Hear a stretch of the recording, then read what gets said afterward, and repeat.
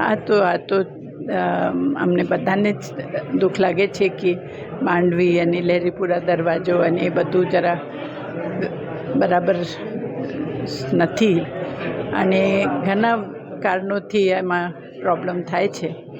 પણ મને ઠીક છે કે આ લોકોને હેરિટેજમાં જેનું ઇન્ટરેસ્ટ છે હેરિટેજ ટ્રસ્ટ તરફથી અને આ લોકો આપણા વડોદરાના જે કોઈ લીડર્સ છે આ મળીને એનું માટે નિકાલ લાવીને એક્સપર્ટ બોલાવીને આ કરી રહ્યા છે તો એક સારી વાત છે.